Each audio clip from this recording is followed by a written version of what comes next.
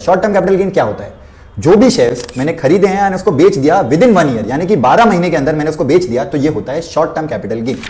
Long term capital gain क्या होता है? 1 साल के ऊपर रख लिया मैंने। जैसे मैंने शेयर खरीदा था रिलायंस का 1 अप्रैल 2022 एंड मैंने उसे बेचा आज के दिन पे, यानी कि 5 मार्च 2025। कितना टाइम पीरियड हो गया ये? 1 साल के ऊपर हो गया, 12 महीने के ऊपर हो गया। तो ये कंसिडर किया जाएगा लॉन्ग टर्म, ये कंसिडर किया जाएगा लॉन्ग टर्म इन्वेस्टमेंट।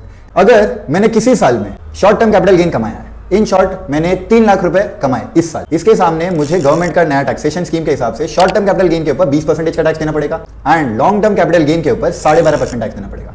पहले यही रेट 15% था शॉर्ट टर्म के ऊपर, वहां से बढ़ के 20% हो गया है। लॉन्ग टर्म के ऊपर 10% था, वहां से बढ़ के 12.5% हो गया। गवर्नमेंट क्या बोलती है कि अगर आपको लॉन्ग टर्म कैपिटल गेन हुआ है तो उसके सामने आप लॉन्ग टर्म कैपिटल लॉस करोगे तो वो एडजस्ट होगा। सिंपल हिसाब में बता देता हूं आपको।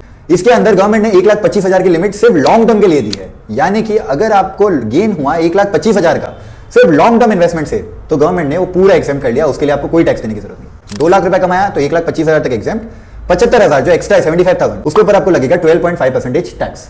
शॉर्ट टर्म कैपिटल गेन भले ही आप 10,000 रुपए कमाओ, गवर्नमेंट बोलेगी सीधा सीधा मुझे 20% दे दे, यानी कि 2,000 रुपए का टैक्स दे दे। ये बिल्कुल अच्छा नहीं है एज अ इन्वेस्टर। ऐसे ही interesting stock insights and tax benefits के लिए आप हमें लाइक एंड फॉलो कर सकते हैं। Till then, thank you.